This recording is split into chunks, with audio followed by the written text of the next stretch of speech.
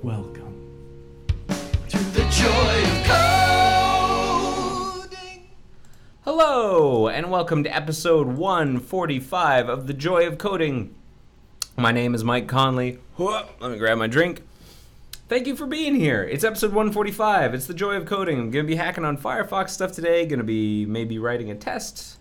Yeah, it's going to be a good time. Let's get into it. Here's my screen. So yeah, today is July 11th, 2018. A reminder, no plan survives breakfast. Things might go horribly wrong during this stream. I might get distracted. I might get stuck. I might fail. That's okay. That's the idea. None of the solutions, none of the things I'm going to be writing are pre-prepared. This is like the standard disclaimer. Things might go wrong. No plan survives breakfast. It's okay. So yeah, I'm just capturing software engineering in the raw, so if things go wrong, that's all right. I also want to point out that there is an episode guide to the Joy of Coding, and it's quite up to date. I think I've got last episode up here. Yeah, episode 144 got up. Thank you, Smurf D, for contributing that. And so each of these episode guides will tend to give you things like links to both the episode and the Evernote agenda, but also maybe links to the bugs I worked on, maybe some of the topics I covered. It's pretty useful stuff, and you can submit your own additional notes. If, for example, you have corrections or you want to elaborate on something I said or did, send me a pull request at the repository. The episode guide is hosted on GitHub, and you can send me a pull request to the repository. And if you're not sure what I mean by that, there's a link on how to do that here in the agenda. And this agenda, I should point out, is something that you have access to. So if you're watching this on YouTube, the video description should have the link to the agenda there. If you're watching this on New Air Mozilla, it's in the handout section, which is on one of two sides of the screen. And if you're watching this on Twitch, the Twitch chat folks are about to get it dropped into the Twitch chat. So here's the agenda. There's also a link to rate the episode and let me know what you thought when the episode is done. And I'll put that also into the Twitch chat. Yeah, so you can help me out, and now you can have access to the links to the episode guide and to Adzo, the automatic transcription bot, and a link to the spreadsheet where I track the auto transcription. So if you want to help me transcribe the episodes, you can do that. So first of all, a quick self-check. Is everything working? Yes, you can hear me. Are you hearing sounds? Yes, you are. Fantastic. And I'm recording. All is well. I want to let you know, I'm going on vacation soon. Sorry, I had something in my teeth there. I'm going on vacation. I am going to be away starting next week, and I will be back with episode 146 on August 8th. That's assuming nothing goes wrong, and it assumes that I can stream. I should be available to stream on August 8th, so stay tuned. And in the meantime, if you're hankering for something to watch, I have a shout out for you. So I have a colleague, Les Orchard, who is working on the Firefox Color application. If you're not familiar with Firefox Color, you might notice that my browser is quite blue, and that's because I'm using the Firefox Color Test Pilot Experiment. And the Test Pilot Experiment is something you can get at if you go to testpilot.firefox.com.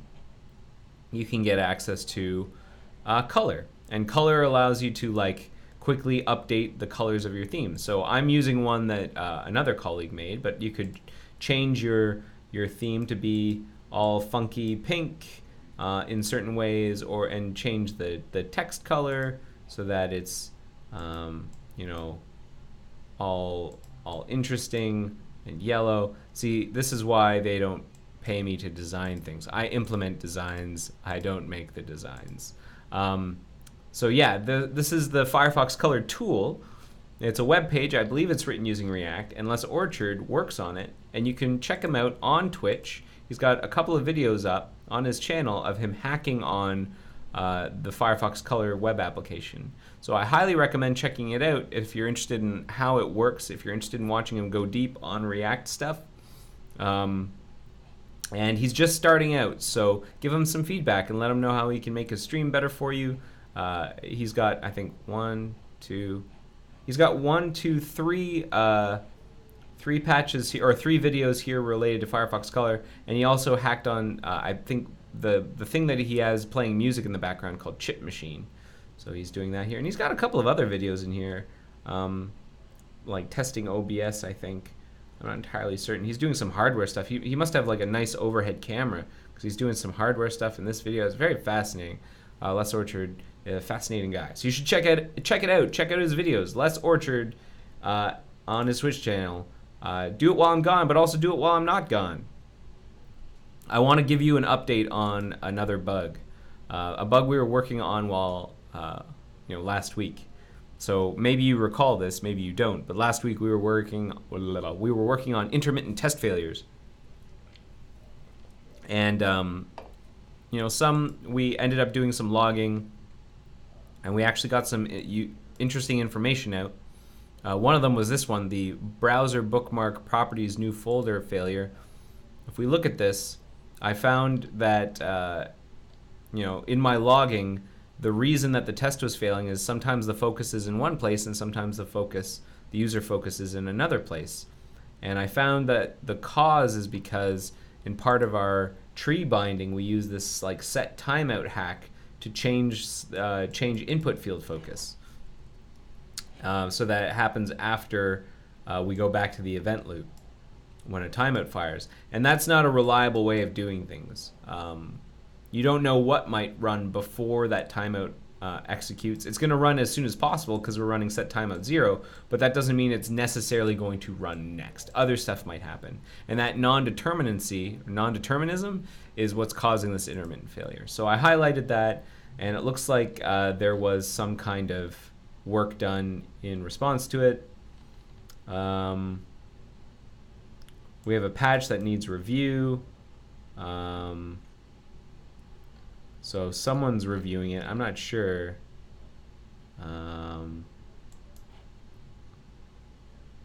There's some kind of fabricator request who's slated for review. Neil Deacon is the one who is blocking this one from landing. But this is what we think the fix will be, so that we set the attribute. We make it so that the attribute for editing is set after the focus change is done, and that way the test, which is waiting for this attribute to be set, will make sure that it only continues when the focus has finished being set.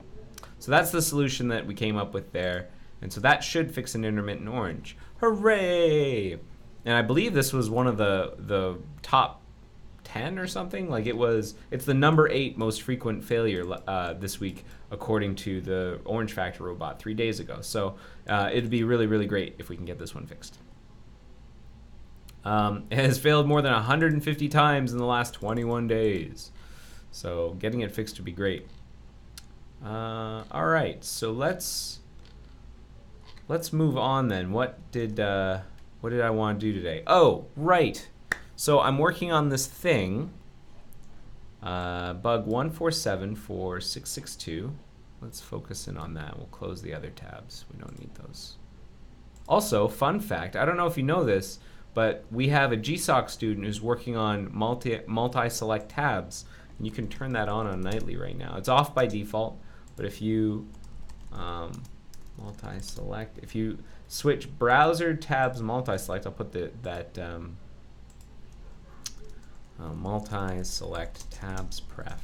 If you set this to true in about config, then you get you get multi-selection like this. So now I've selected these 3 tabs. I can right-click and I can close the selected tabs, all 3 of them, all at once. Very nice. It's still a work in progress. The fellow who's working on it, his name is Abdullah, and he's great. He's a great GSOC student. He's working really, really hard.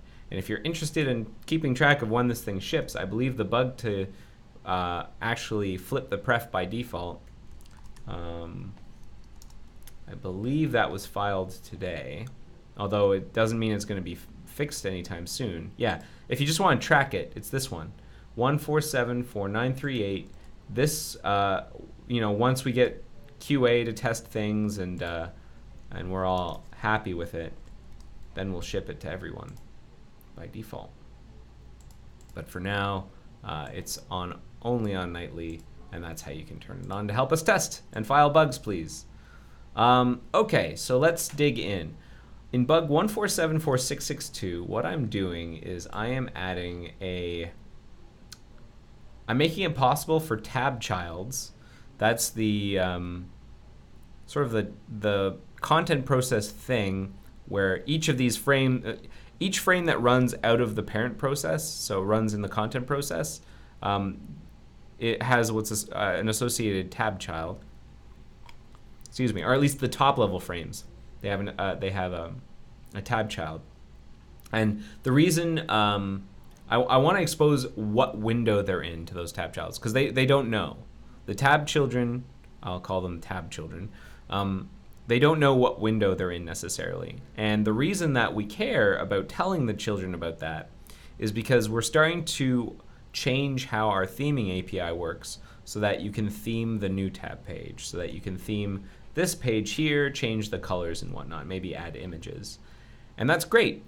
But one thing you need to keep in mind is that each window, in theory, based on our web extension theme API, can have individual themes set on them. So depending on the window, the theme might be different in the new tab page. And so because the About New tab page runs in the content process, it needs to know what window it's in order to know what theme settings to apply.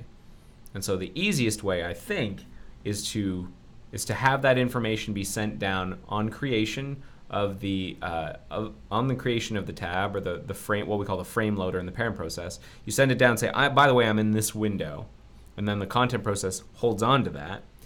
And then we have to make sure that when the tabs move between windows, that the information is updated. And I wrote a patch last night to do this, and I think we can take a look at it, because it was easier than I thought it'd be, but it was my first time digging into some of this code. So we can take a look at it. If I push it to try right now, or not to try, push it up for review, but don't set any reviewers, we can start to dig through the patch and understand how it works.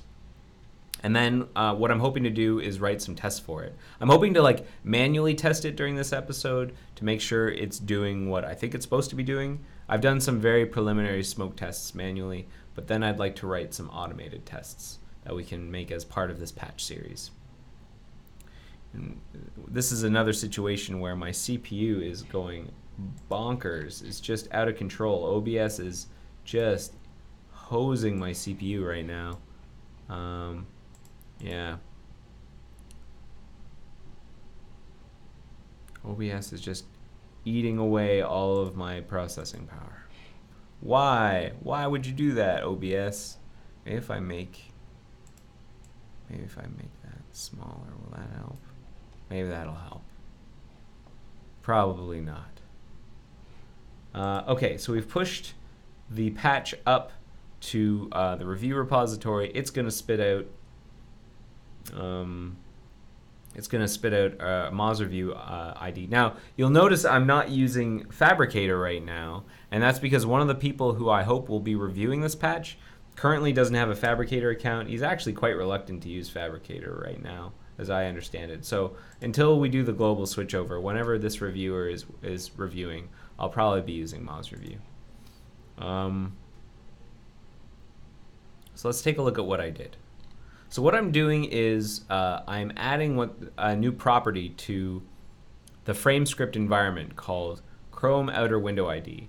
Now, before you freak out and wonder why it's called Chrome, I have to let you know that maybe you knew this or maybe you didn't. Even before there existed a browser called Chrome and Chromium, the user interface of the web browser, Firefox, for example, and the other web browsers, the user interface has always been referred to as the Chrome of the browser. And I think that's been true for other applications as well. Back since the Netscape days, the user interface was called the Chrome. And so it adds a little bit of confusion whenever outside people who don't know that information say, well, why is the browser.zool file hosted at a URL that starts with Chrome? It's like Chrome:// browser content browser.zool. Well, that's because that's referring to a piece of the user interface. And so the outer window ID is the identifier given to each window.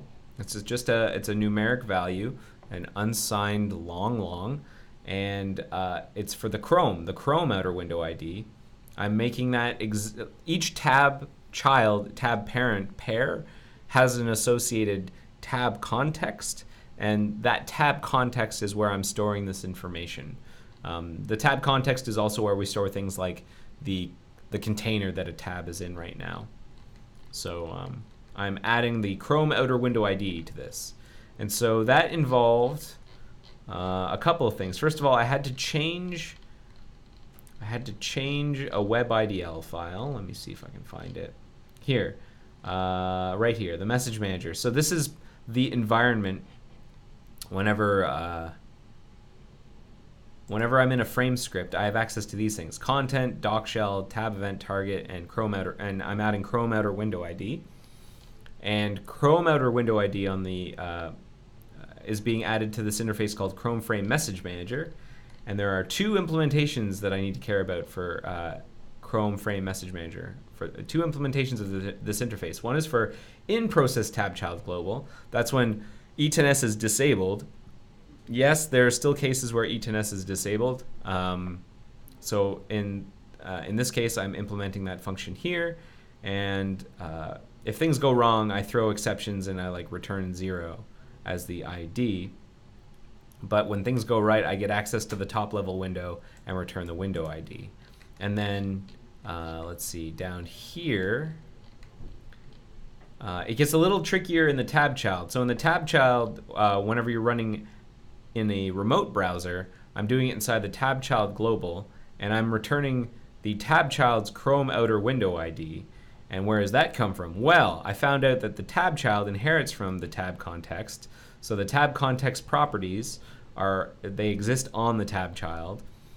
So the Chrome outer window ID is a thing I added to the tab context, and I made it this property that I can then set whenever the frame loader first creates the remote browser. So this is a bunch of what you're looking at right now in the patch is the plumbing to add that new property. So this is the default value of 0. This is the accessor to the property.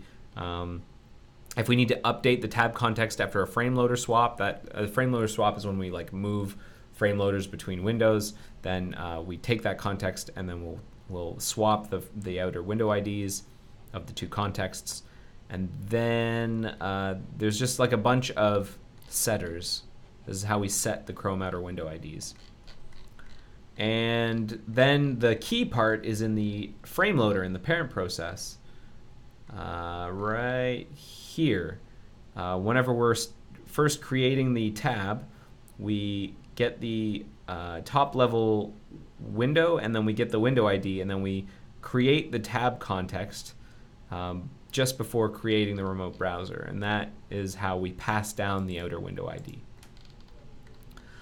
And then there's just a bunch of plumbing in here. Header files need to be updated with new arguments. So that I think works, and I can demonstrate it right now for you if you'd like. So let's do that.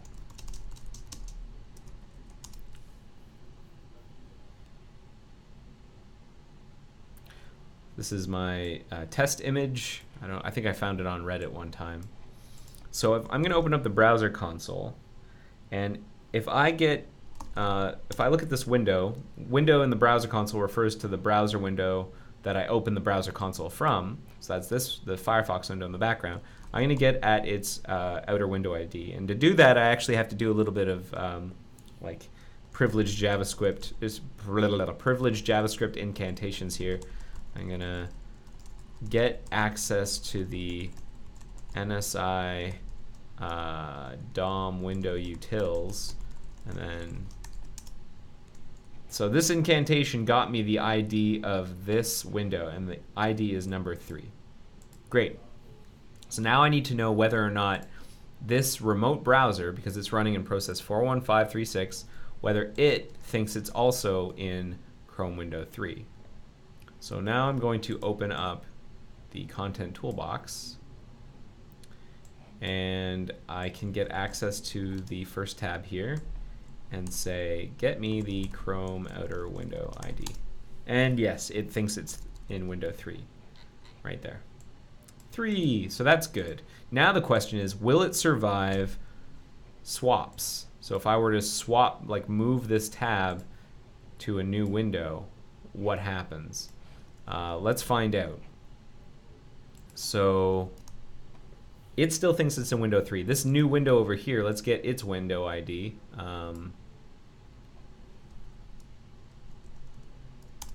32. For some reason, this window's ID is 32, and this one's 3. So now I'm going to move this over here. So now the tab's over here, and now I'm going to open the browser content toolbox again. Tabs 1, outer Chrome, current URI. Or and let's just make sure it's it's pointed where I think it is. Current URI. Doc shell. How do I get the current URI again? Or maybe instead of doc shell, I'll do a content location. Oh, that is interesting. It's not where I think it is. Print preview. So it's there. That's the one that I care about. And let's see what the Chrome outer window ID is. 32. So it was properly updated when it moved between windows. Why is about print preview around? That's very interesting. There shouldn't be any print preview browsers. Before we move on, I just want to understand. So this is in process 41536.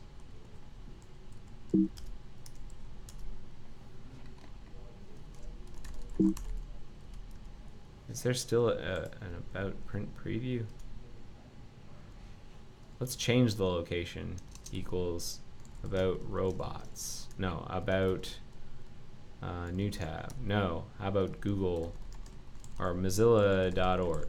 Let's browse it somewhere. So some invisible tab somewhere.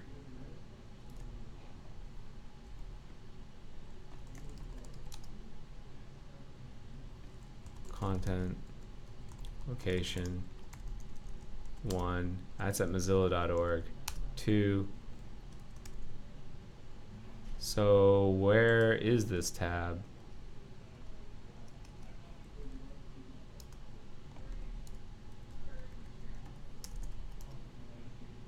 Very interesting. Let's see if there are other tabs that are similarly I think that's worth filing a bug on. That's really weird. Is this in a different process? 41536. This one's at 41539. So let's open the browser content toolbox for it. Now let's look at tabs 0.content.location, home, new tab, new tab. Interesting. So it was only there for this one. In this process, for some reason, we have this like extraneous print preview tab. And now it's that print preview tab is pointed at mozilla.org for some reason. Very interesting. Very interesting. Well, let's not lose track. Here's what I'm going to do. I'm going to take down a to-do file, see if attempt to reproduce, and if reproducible, file the about print preview bug that I noticed during the stream. So we'll do that. But in the meantime, let's work on some automated tests. So this is working the way I expected it to, where the Chrome outer window ID tracked the tab between windows. So that's good. So now let's write some tests. Now the good news is that I think that there are some pre-existing tests that I can probably piggyback off of. Swap frame Test. Swap frame loaders. Yeah, DOM-based test Chrome test swap frame loaders.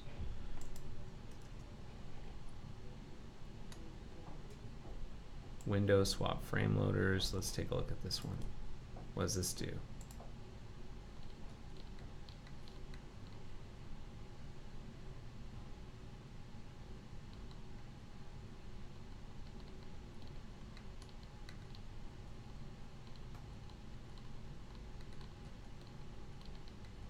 Huh.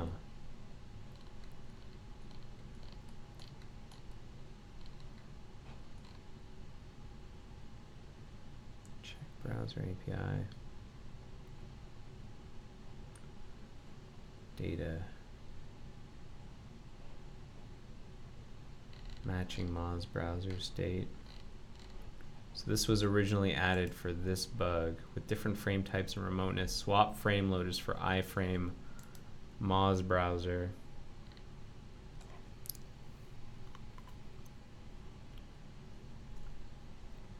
That might not be the right test to sort of piggyback off of.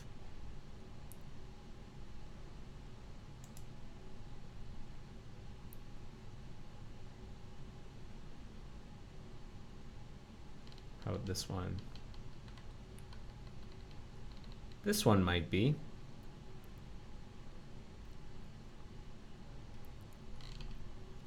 Yeah, this one looks right. So this one, looking at this test, what it does is it opens two windows.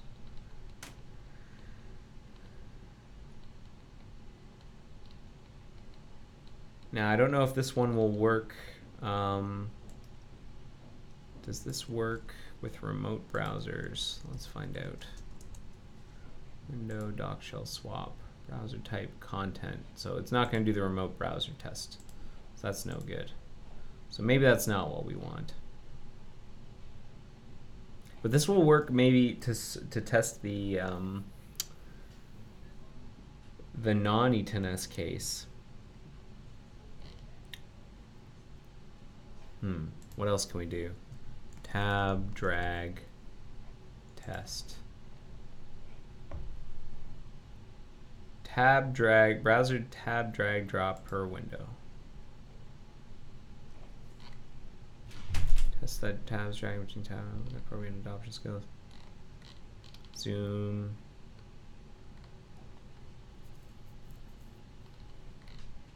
Test tabs can be dragged.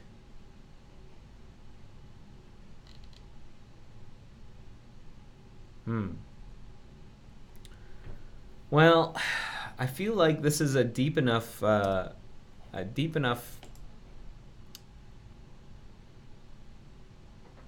change that maybe this should be a Moki test and not a browser test, because it's more of a platform level change as opposed to a browser change.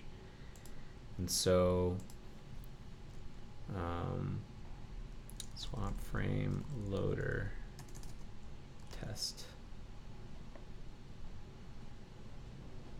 So there are a couple other tests that do frame loader swaps. This one does things with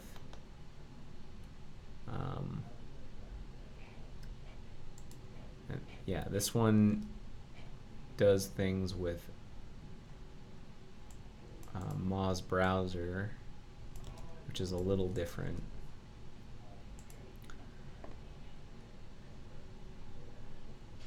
Between different frame types, but different frame types, some of them might be Moz browser, some of them might not be. Remote true, user context, remote true, heights, iframe. So, oh, okay, so some of them, this tests a whole bunch, not just Moz browser. Okay, so I'm more confident. This is maybe the right test. Test swap frame loaders with different frame types and remoteness. This looks like the right thing. Let's use this one. Good. Okay, well, first of all, what I would like to do is test this function. Actually run this function locally and make sure I haven't broken things. So let's try and run this test. That's this path here. So mock test path. I got a question in IRC. Snow8 asks, "Hi Mike, do you have a link to the blue theme of your nightly? Thanks." Yes, I do. Because thanks to Firefox Color, color.firefox.com, I can just turn the coloring of the browser into this data URL. So here, this is the current theme I have. I'm going to drop this into here, and I will put it down here at the bottom. My browser theme, and there it's linked, and I will save it. And now if you update the agenda, you'll have a link, but I'll also drop it, Snow8, I will drop it into the Twitch chat.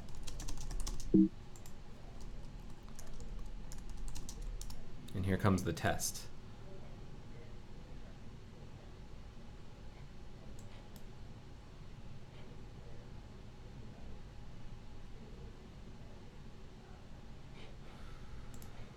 So the good news is it passed. Now, I think it's important for me to understand what exactly this test is doing to ensure this is the appropriate place. So unfortunately, now we're going to do a little bit of test spelunking to try and understand what the test does to see if we can sort of like fit ourselves in, fit our part of the test in.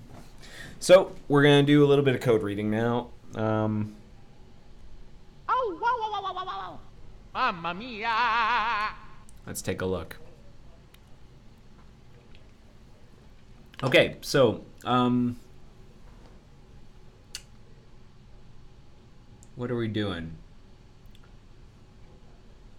It's making sure that in this window we get access to the simple test special powers info isn't okay, because we're inside some kind of special window that was opened by the test here. Okay. And then it defines a couple of namespaces, a couple of tags.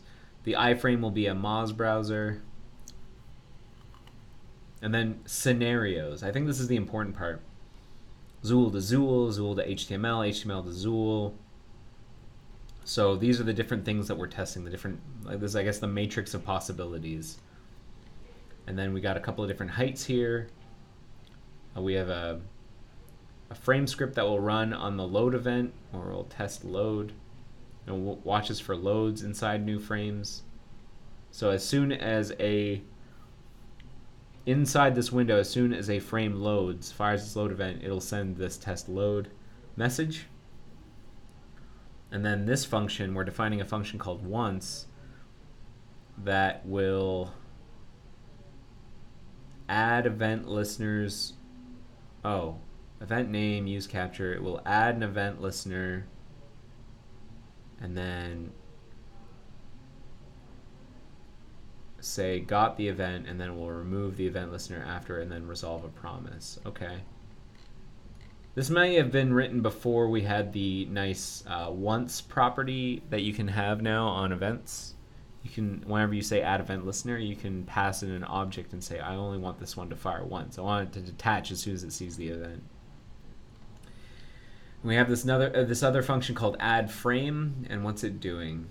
It's going to look at some options that were passed in to see whether or not we're creating a remote browser, an out-of-process browser. It'll also get a user context ID, and then what it'll do is attempt to create the appropriate type of frame based on the type that was passed in as the first argument. And it will set the remoteness to the correct value. It's going to override the binding, the Moz binding, interestingly. And then if there's a user context ID, we'll add it. And then it will set other properties based on what was passed in. It'll set a source, and then eventually it will append it to the documents. This is when actually the magic happens. This is when we append it to the DOM. And that's what creates the frame loader. That will create the tab context and send it down to the remote child for us. And then it's going to wait for that test load event message to fire in the content process. and then it will return the frame that was created. Okay, so that's what add frame does. And then the first thing that happens inside this test is that we flip some prefs. We say turn on Moz browser frames and then disable IPC security. I'm not entirely certain what that pref does. Let's take a quick peek.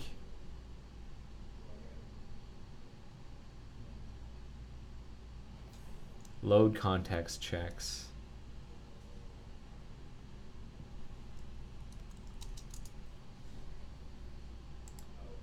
So Neko IPC security checks only need for app isolation for cookies. Currently irrelevant for desktop E10s. Okay. Currently irrelevant. Great.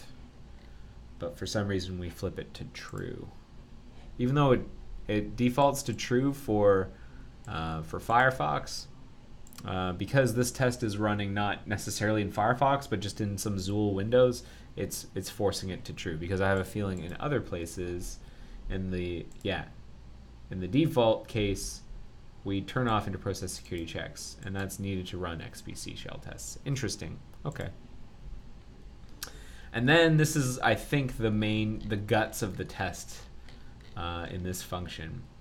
And it's going to go through each of the scenarios, and that was this list up here, these scenarios. Each of the scenarios, and it's going to get some frames of different heights and add those frames. Add another frame.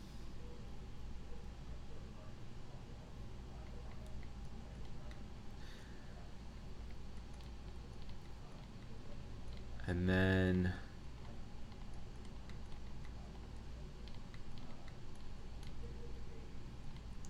so this is a little disappointing. This might not work out because the frame loaders are all the frames are all in the same window. They don't actually move between windows, even though we're swapping them between each other. We're doing that within the same window. So I don't actually, now I'm starting to doubt that this is the right test.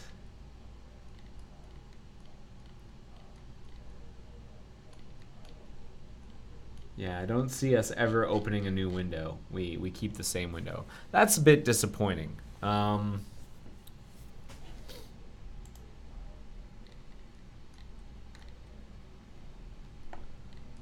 Page hide.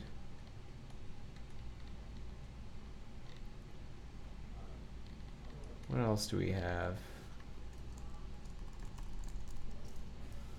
Target frame loader.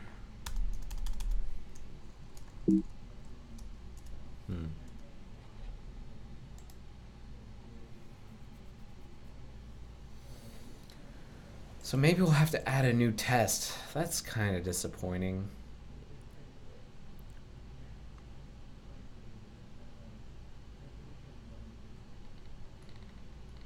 Really didn't want to have to do that.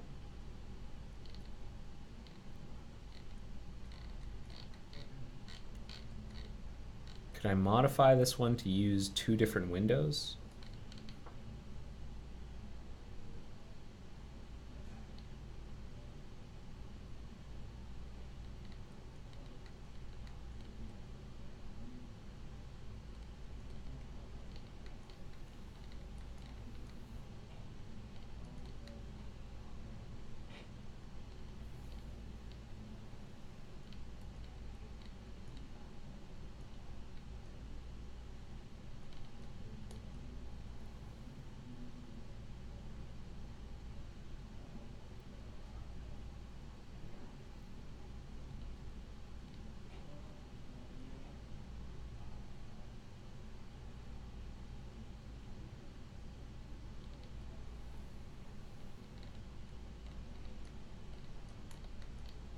Something about an API.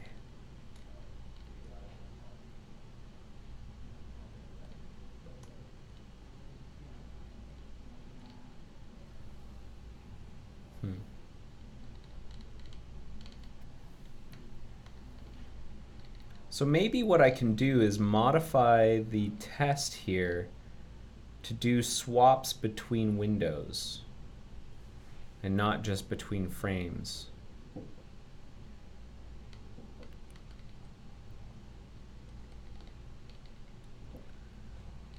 Ping before swap, check height before swap, ping after swap using message, check height after swap.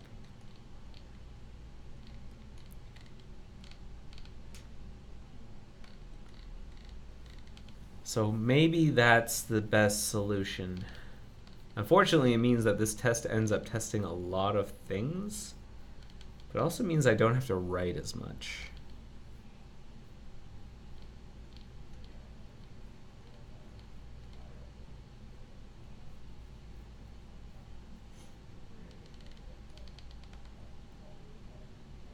So, sorry, Windows Swap Frame Loaders is opened from, we do window open, we do this.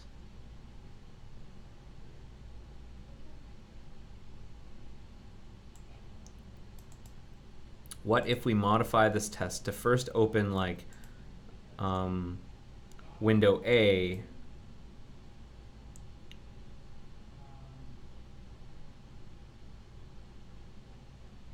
and then window B, and then what if we move all of the logic of the tests in here to actually drive the test? Different frame types and remoteness.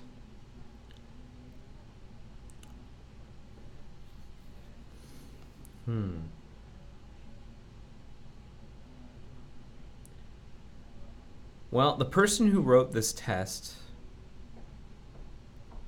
was Jay Rhines, so I think I'm going to ask him, see what he thinks. Oh, he's on PTO. Shoot. Who reviewed it? BZ. Who's probably busy. Be my guess.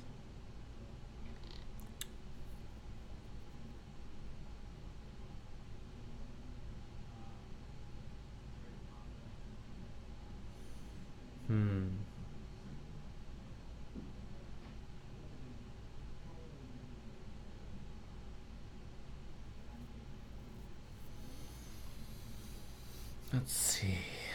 What's the simplest thing to do?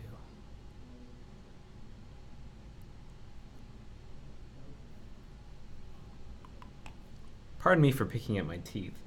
There's something in there that's really bugging me.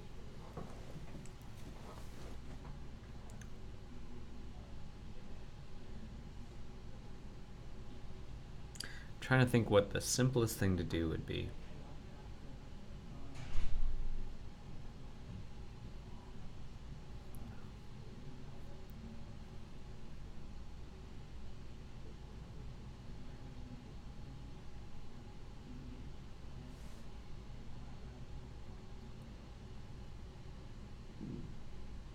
All right. I think I'm going to add a new test, but I'm going to put it in here under DOM-based test Chrome. So let's do that. I'm going to bring up the bottom of my terminal here so you can see it. I'll pump up the font a little. We're going to add a new test. So DOM-based test Chrome. So there's a bunch of stuff in there, but there should be something called, I think, chrome.ini. Yeah, chrome.ini. And we're going to add a new test in here. We'll call it test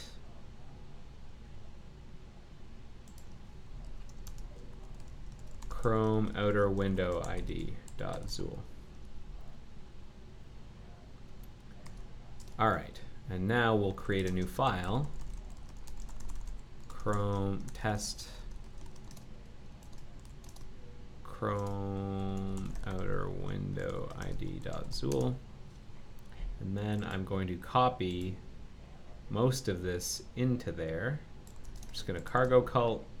I'm going to swap some stuff out. We're going to switch the bug numbers that are being referred to.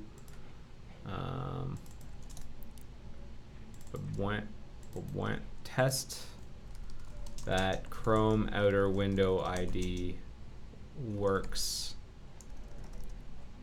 that the Chrome outer window ID on the message manager interface works, and that it properly updates when swapping frame loaders between windows. Great.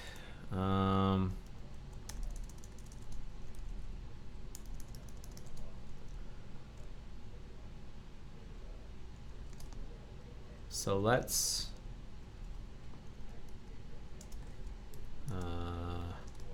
is there like swap frame? I'm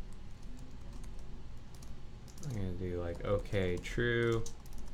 This is a test, and then whoops. How do you finish the test? Simple test. I can do like add task, async function.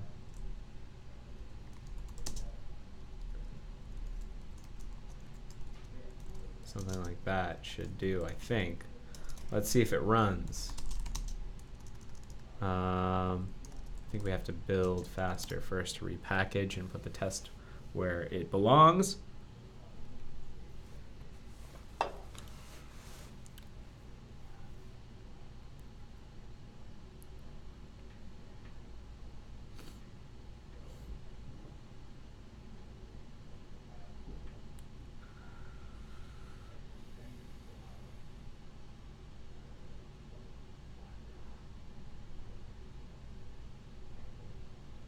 All right.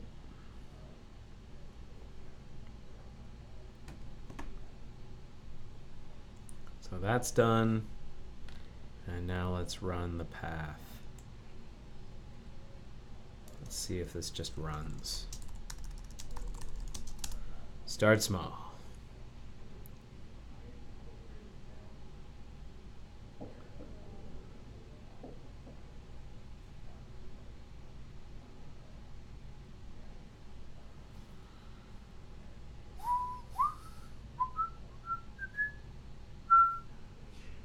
What happened?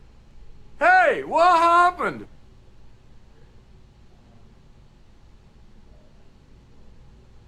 Fail. Add task is not defined because I failed to define it. I think I have to import this script.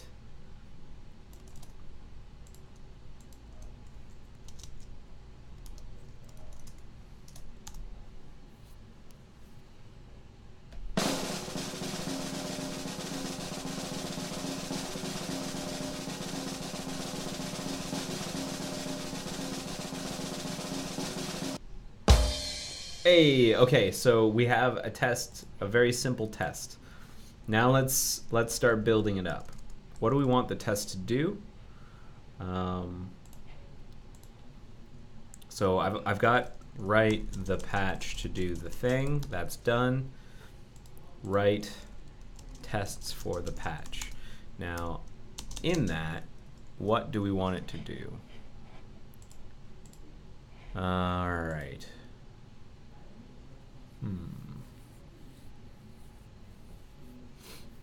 So I want the basic case. First of all, make the test open two windows.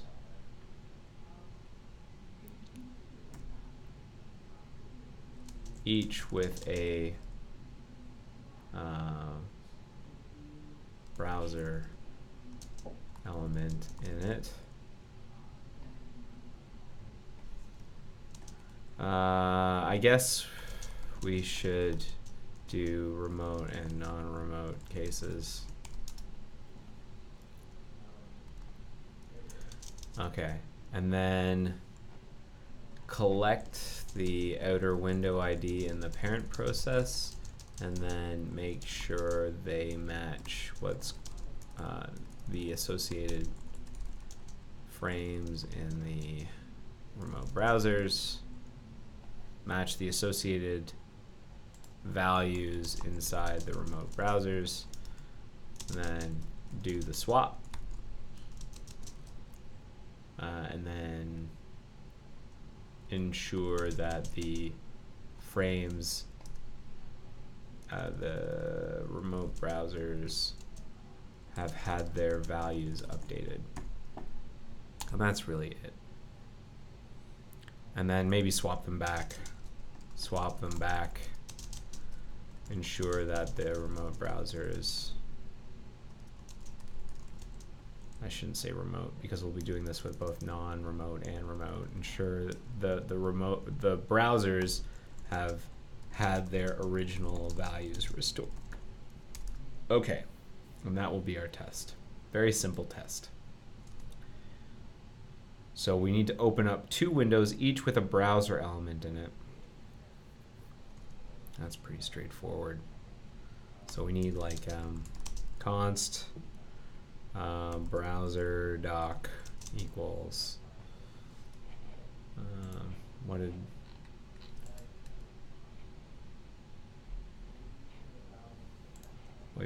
did this one's called window frame loader.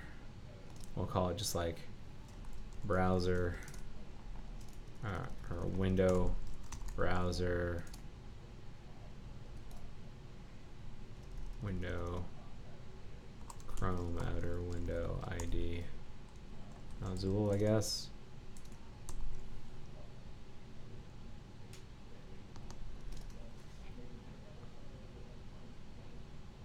When is this window closed, by the way? Dot close. Doesn't look like it's ever closed. Very interesting. So I guess it doesn't care that there's this remaining. We don't have to take care of closing it. Interesting. So let's try that. We'll go window.open browser doc. We'll call it bug 1474662A, and we'll say it's a Chrome window, width equals 500, height equals 500. Those are nice round values. Well, I can make them even smaller. Let's make them 200 by 200. We'll open 2. Let win 1. Let win 2. So instead of A and B, we'll use 1 and 2. And then we'll OK true it, and we're done. So now let us create this file.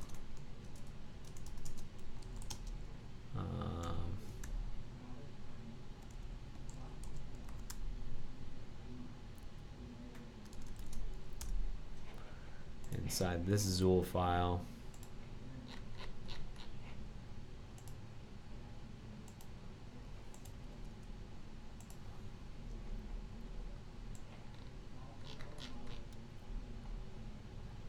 I'm not actually going to put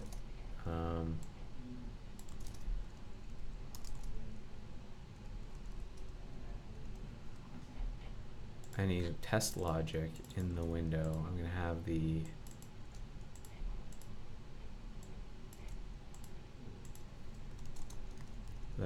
main test file do all that. But is there a this window? I'm going to put a browser inside it. Or maybe I'll put one remote browser and one non-remote browser inside it. So our ID equals remote, non-remote, remote equals false, source equals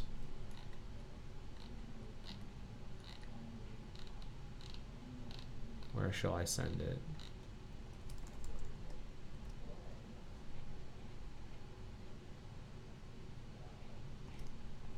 About blank.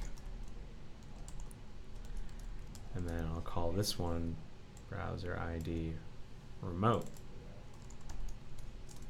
And I'm gonna not have a binding on it. Style. Why would I Moz binding none it?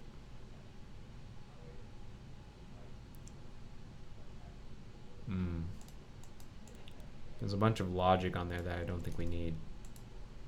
Okay.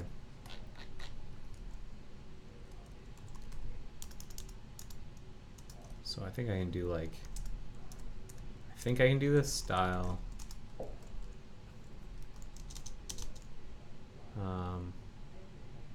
Browser. Moz binding, none.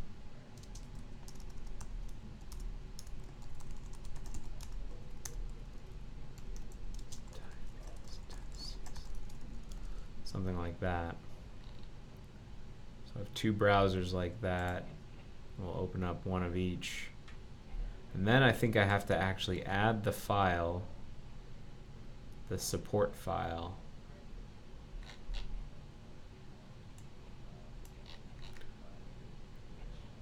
Under the definition here, window id.zool. So let us build and then try it again. See if we get some windows open here.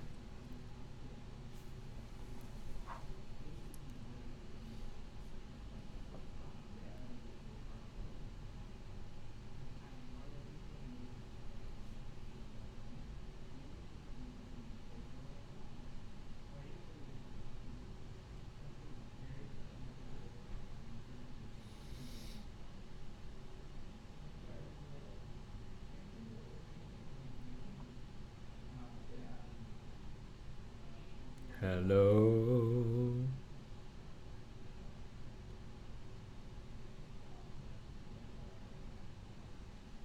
Why is this taking so long?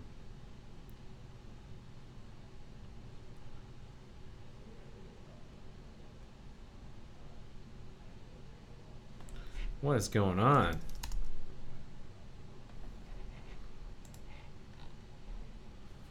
Something holding a lock? Let's try it again.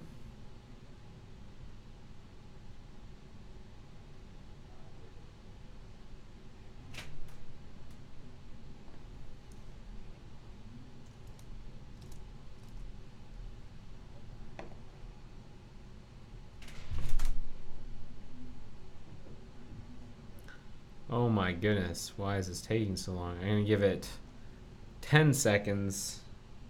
10, 9, 8, 7, 6, 5, 4, 3, 2, 1. I don't know what's going on there, but let's see if we can just run the test and see what happens. It might reticulate the splines for me here. Yeah. I think it's regenerating the back end is the reticulating of the splines.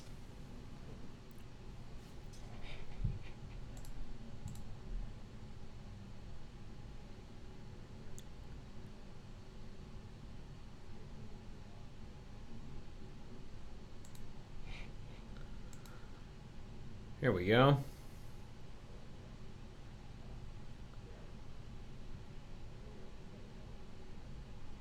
Cool. Now, it passed, but I didn't actually see what occurred there. It happened all so fast. So what I'm going to do is I'm going to make this thing wait. New promise, resolve, set timeout, resolve. I'm going to make it wait like 5 seconds.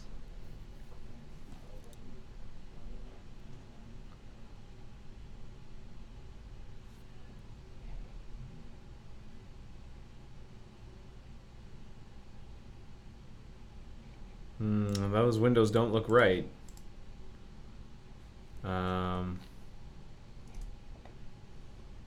Let's see. Style. Maybe I have to do style differently. In a .zool file.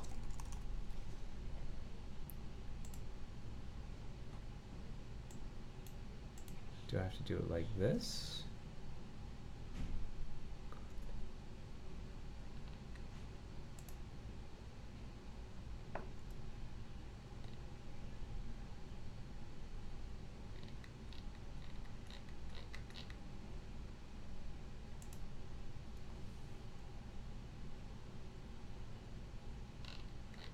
They have to put it inside the body.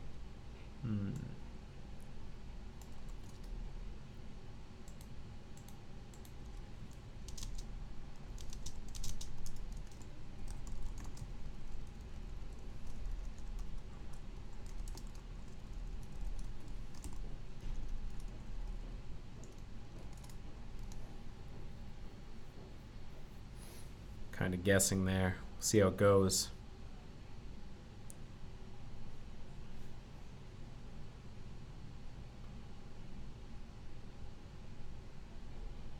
Okay. Now, it looks like the remote browser binding is still being applied, so let's really try and make it not happen.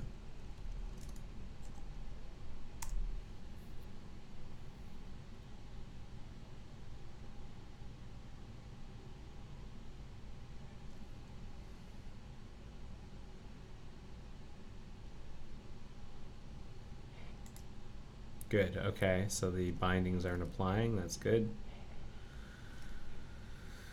Now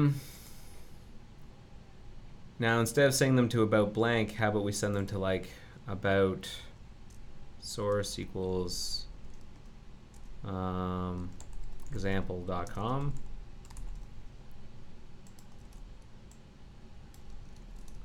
What happens in that case?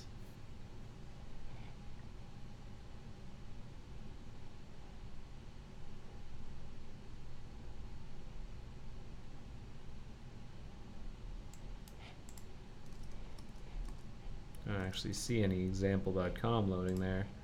Maybe I should set a width 50, height 50, so we can see this thing.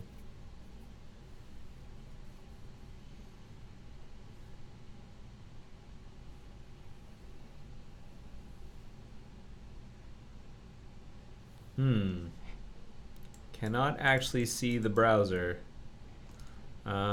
Border 1px solid red, and then let's have this not we're gonna have it stay open. I'm gonna use the JS debugger, try and inspect these windows.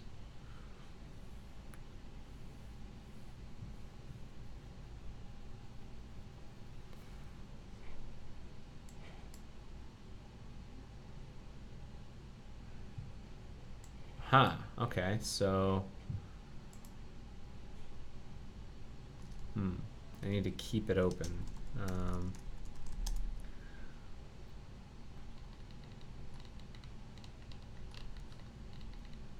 I'm slower, keep open. That with a dash. Keep open?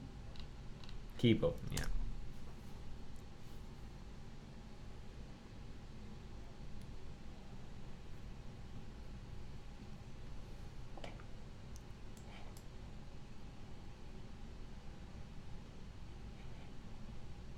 Okay. So now I'm going to choose one of these windows and inspect it. I'm looking at that first one.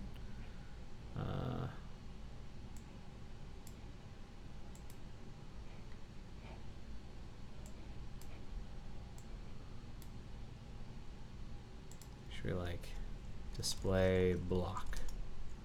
There we go.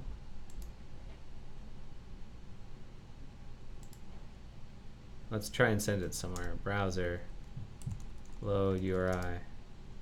There's nothing there. Let's change the source. Instead of example.com, we'll send it to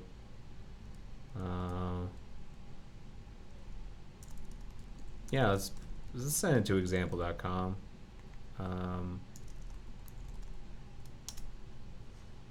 Nothing? I could probably send it to about robots. Is that working?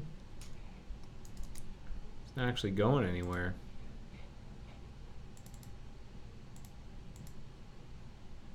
Source.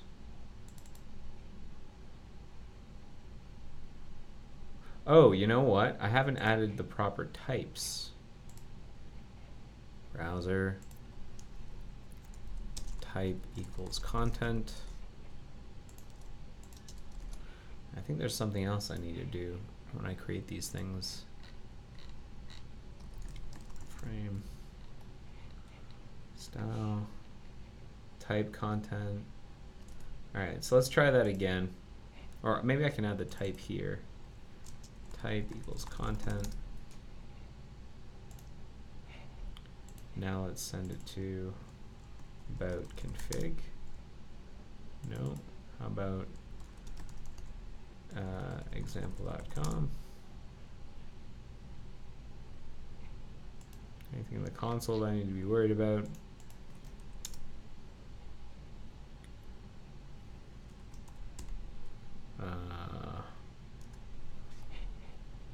What do we know about this thing?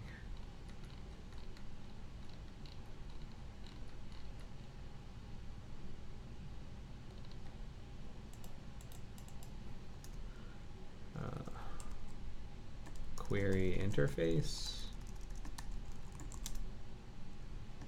CISI web navigation.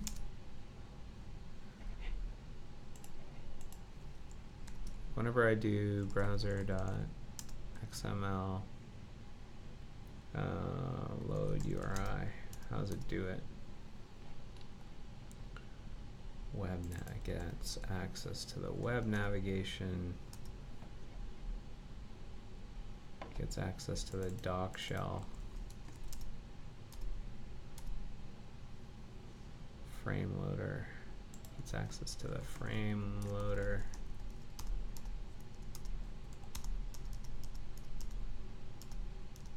Is that a thing on here? 0.frame loader. Frame.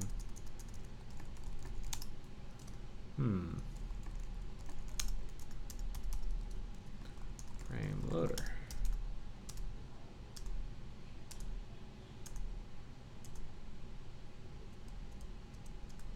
It doesn't have a frame loader. So why not? Why didn't this thing get a frame loader added? Maybe it needs to be, let's remove it from the DOM. Document.append child. Oh shoot, I removed it and lost a reference to it. Let's do it again, this time with the content, the type equals content before it goes into the DOM.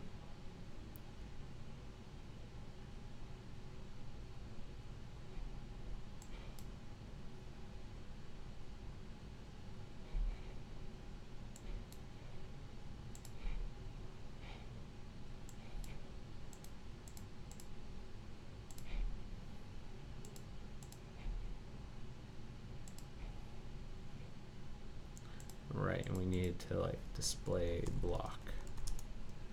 And it still won't load a page. Now if I do like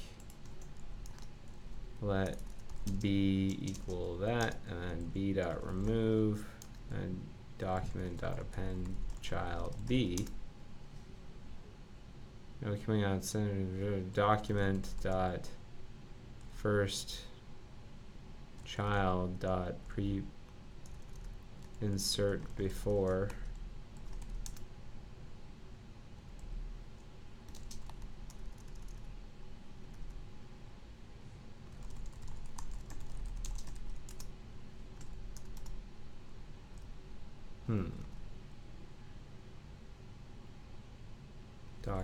document element body document dot body.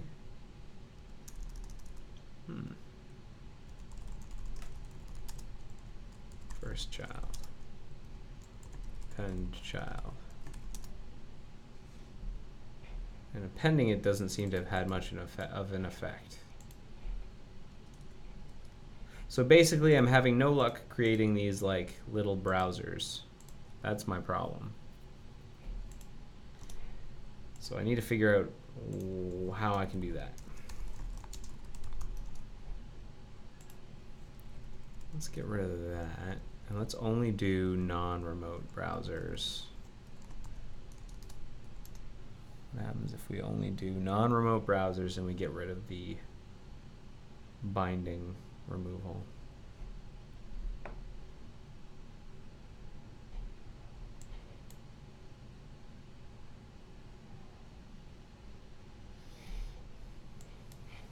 Still no good.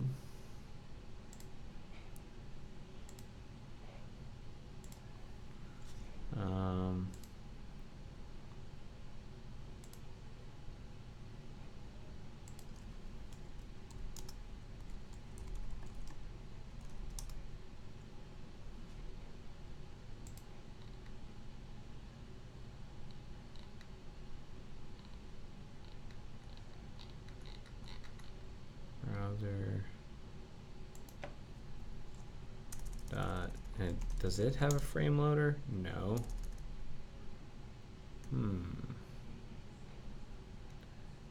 I don't think I'm creating this thing correctly. Let's see if we can find an example of a browser being put inside a Zool file in the test.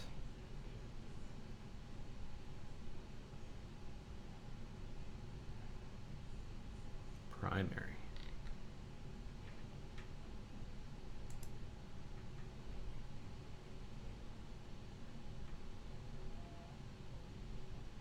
Type content. Source about blank.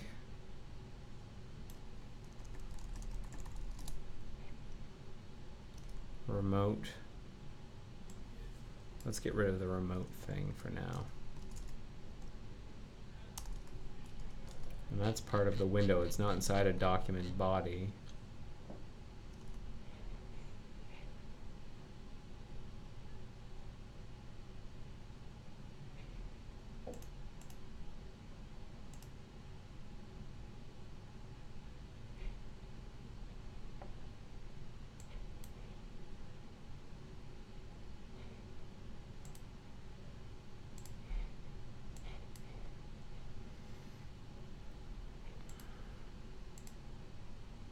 Probably what I should do is make this part of the test. Right, I don't think that works. So,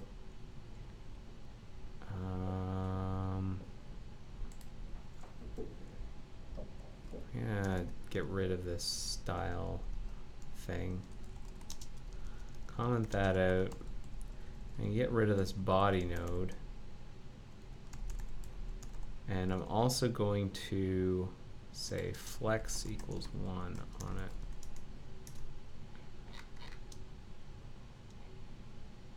I guess we don't super need that. One mode start, window title.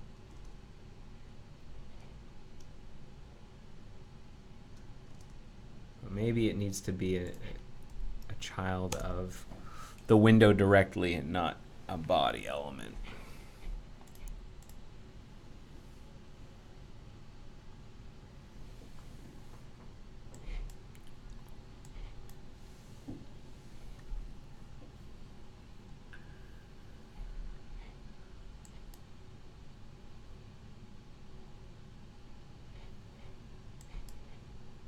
Let's see what we have here.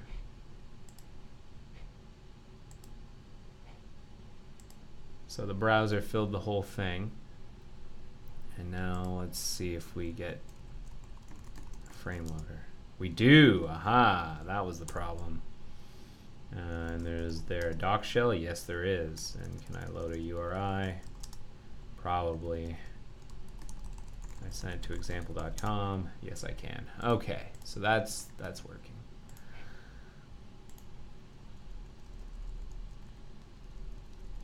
So what I'll do then is I guess it's not a problem that we have those bindings there.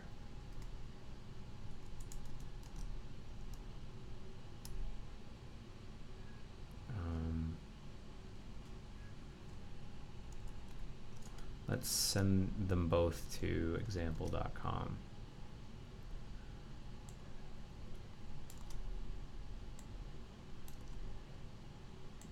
Flex.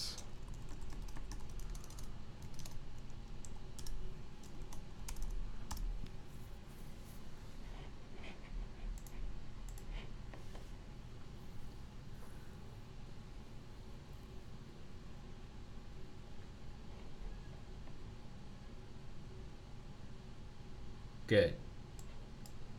Good. All right, I have what I want. I've got these browsers. Some of them are remote, some of them are not. They're at various pages.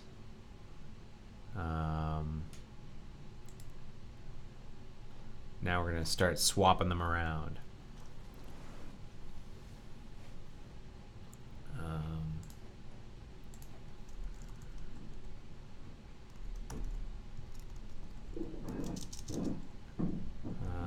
Let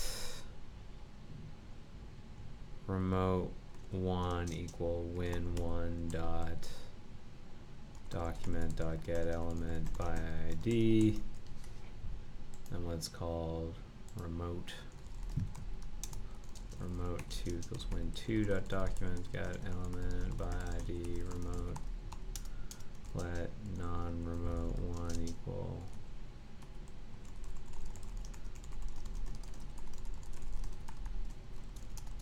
and then that. Okay, remote 1 should have found a remote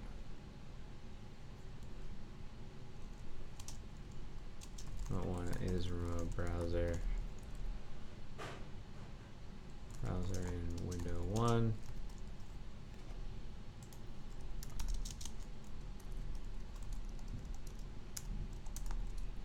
And then do that same thing here. Should have found a remote browser in window 2. And then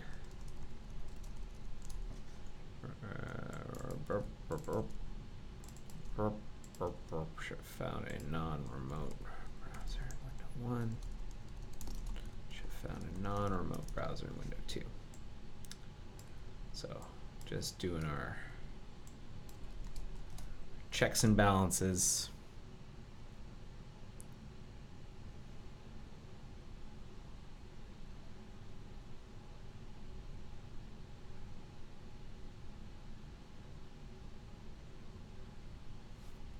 Oh, we have to wait for those windows to finish loading. Can we get access to browser test utils from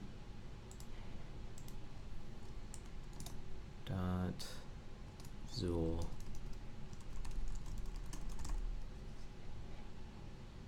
Yes, we can. Amazing.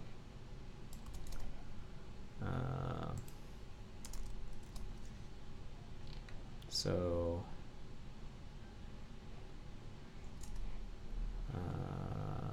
browser test utils gives us some handy dandy things like wait for window loaded, window opened, wait for the next browser window to be opened. That's not exactly what I want. DOM window opened.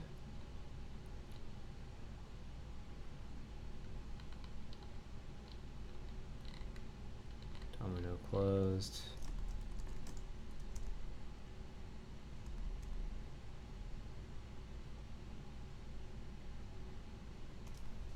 So function window on window opened. We're going to say this is an async function. We're going to await window opened.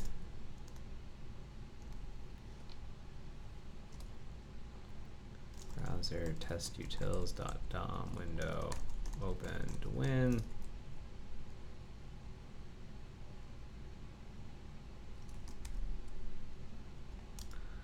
and then await browser test utils, wait for event.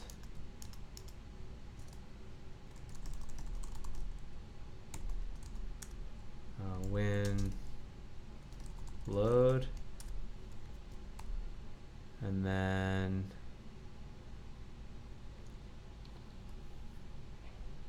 that should allow this to pass if we do await on window opened win1, on window open win2.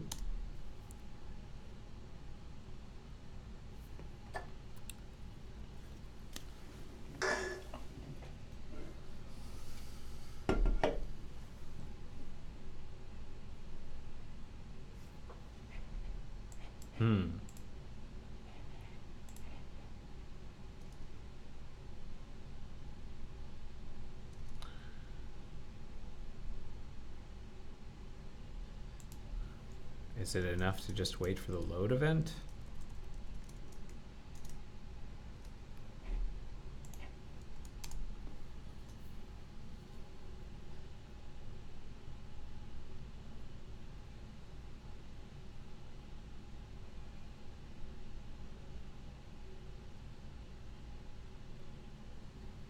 Looks like it. Okay, great.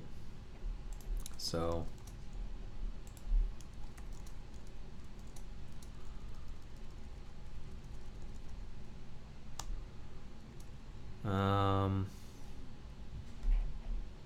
then what I'll do is instead of defaulting each one to example.com, I'll default them all to about blank, or maybe no default source.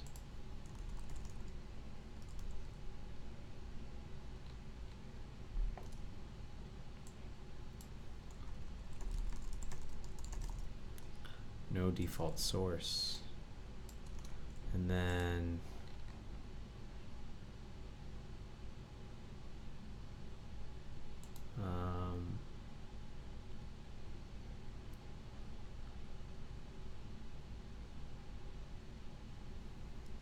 remote one, await browser test utils.load URI. I think there's a load browser test utils.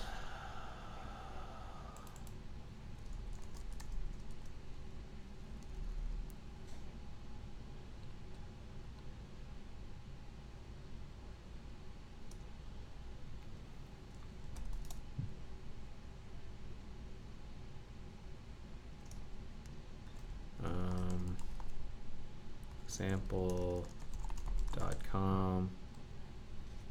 and remote one and remote two.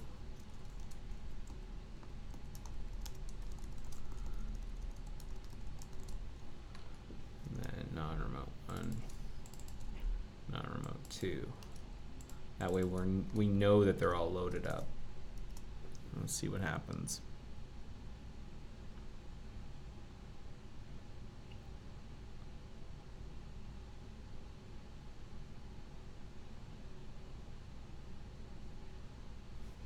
It hates it because win is not defined on line 31. Right, should be win one, win two.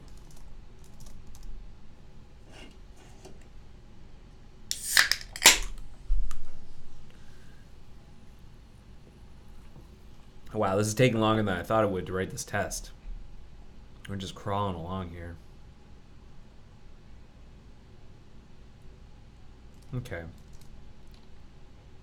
Loads the URIs.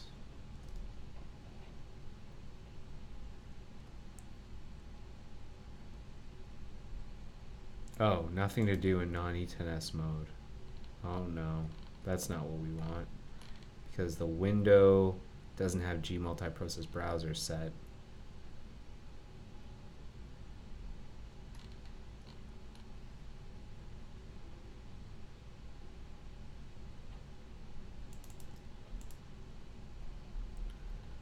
Little frame loader created.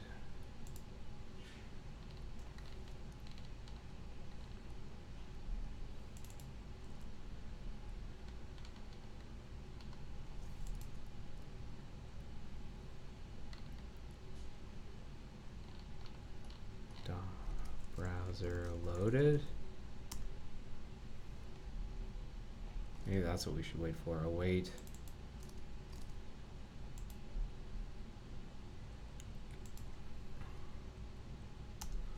Remote1.load URI.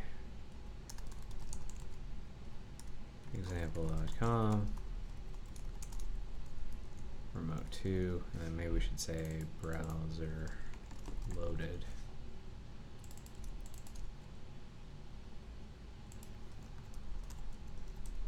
Does that work? Let's see if we can get that far.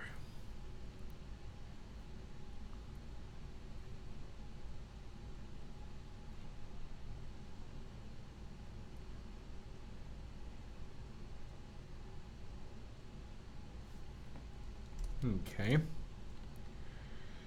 So we'll do the same thing over here then.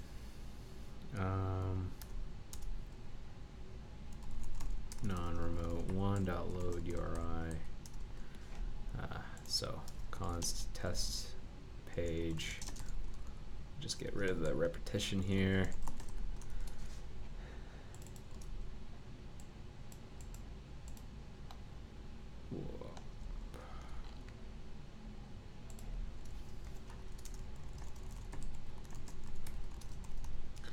And then we'll wait for them to finish loading.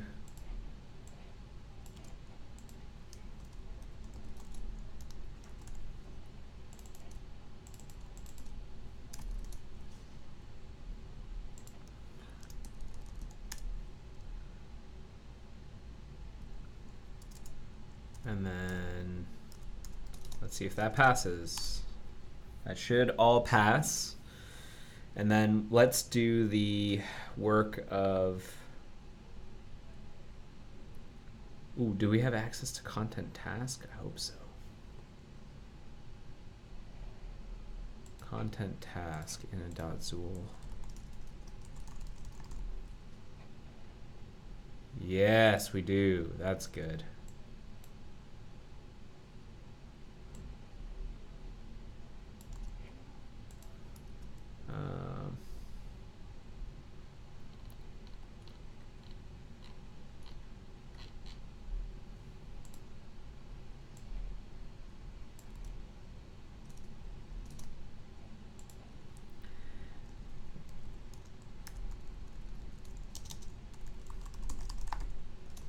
All these handy things that I love using. So let's get at these two windows. Let's get their outer window IDs.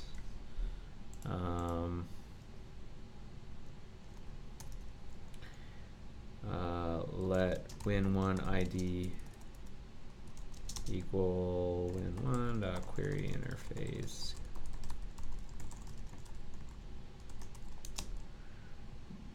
dot get interface. Yes, down window utils dot outer window ID. I can probably, because that's such a freaky incantation, I'm gonna turn that into a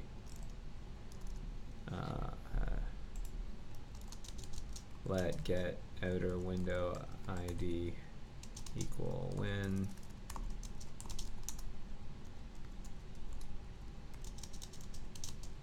return win.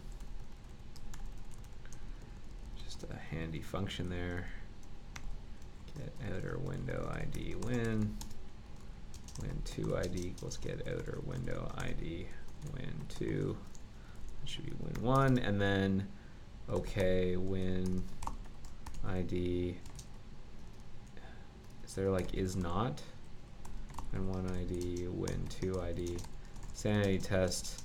The windows should definitely have different IDs. I guess I don't need to write sanity test. Quick sanity test here.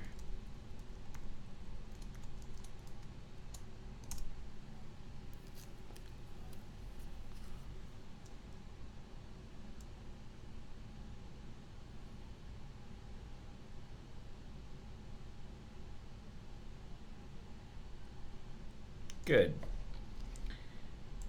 Here, if something has gone horribly wrong and the windows have the same IDs, then the rest of this test is meaningless. Okay.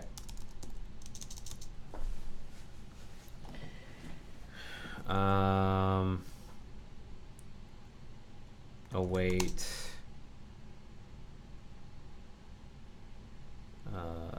Ensure.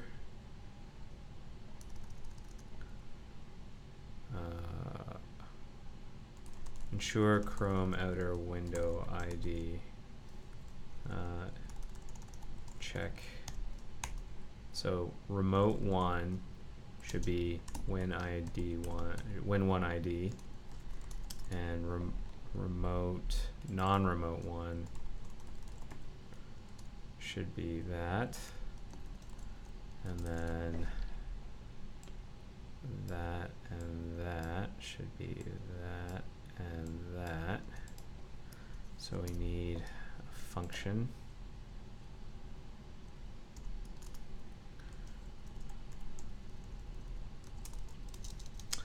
Check out Chrome outer window ID equal async browser and ID, and then what it will do is it will await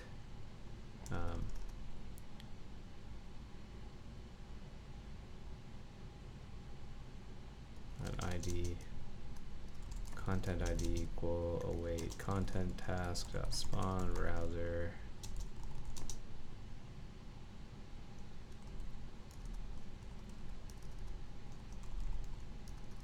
How does this work? Yeah.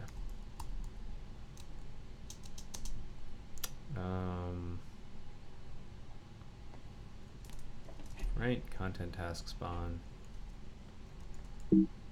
Oh, restore the tab. Then it just takes in a function. I'm gonna say return Chrome outer window ID.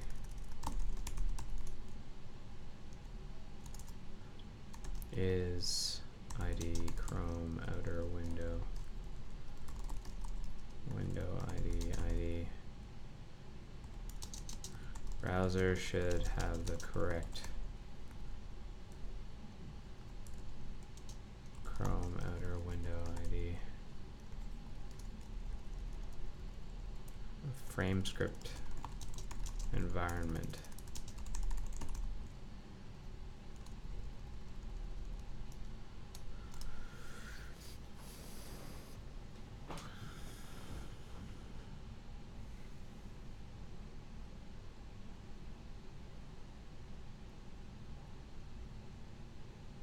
Fail. Chrome outer window ID is not defined in 80. Oh, sorry, that should be that.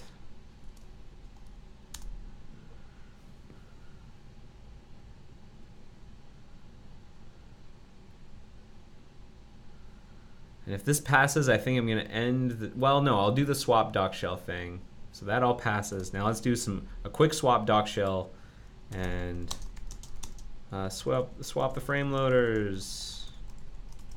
So how does this work again? Whenever I do a swap frame loader, what's the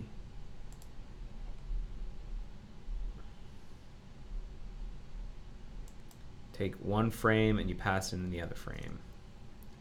So then remote one dot swap frame loaders remote 2.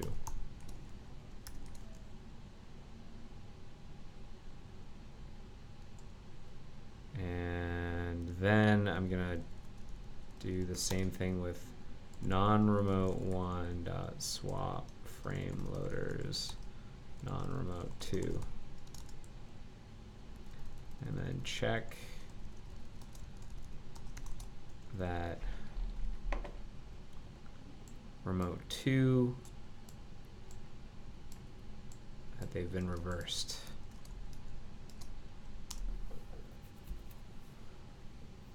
And then we'll switch them back, and then we're done. And then I might clean up the test and try and get rid of some of the duplication. There's quite a bit of duplication.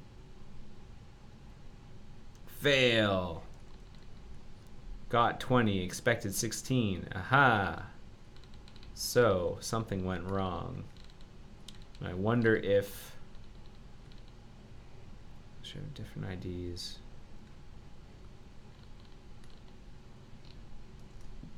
The swap frame loaders, maybe we need to wait. Like if I do await new promise resolve set timeout. If that's enough. Now I'm not saying that that's what I want to do in this test, but it means that's like a quick way of checking to see whether or not there's like some kind of condition, like wait condition here.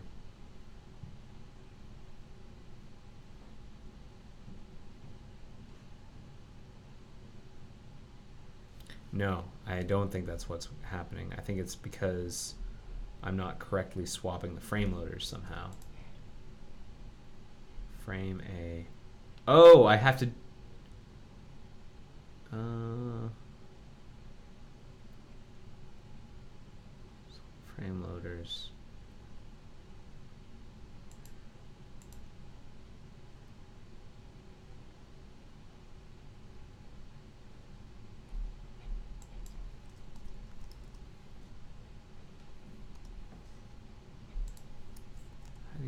What do you call it on? Like if I do G browser selected browser swap frame loaders. Yeah, there's a function there.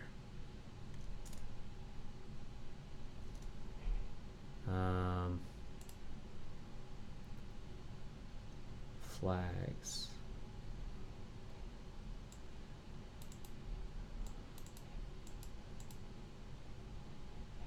Use the interface delegate swap request to frame loader owners. Now it's going to reinitiate swap. Swap browsers. Yeah,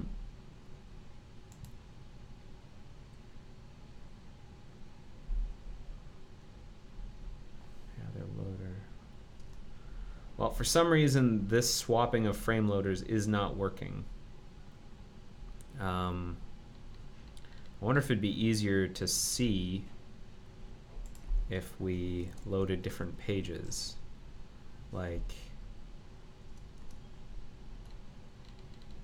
instead of example.com in window 1 we'll load about blank and about blank.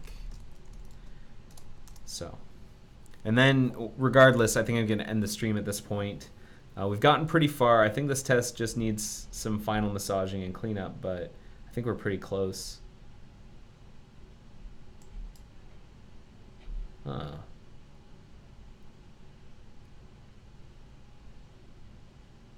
Something happened there. I saw a little flash occur.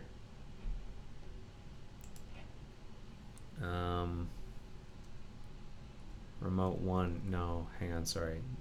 One window. So we're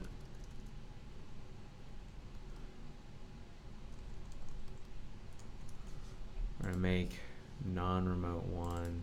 We're going to make this do about blank. We're going to make this one do about blank.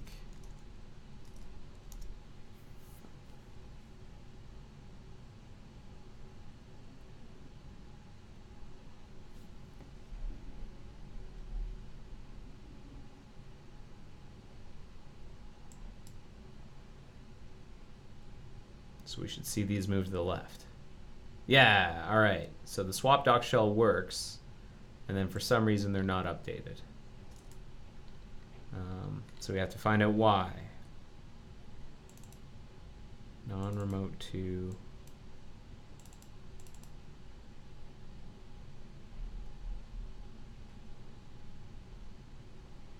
Fascinating. All right, well, I'm going to end it here.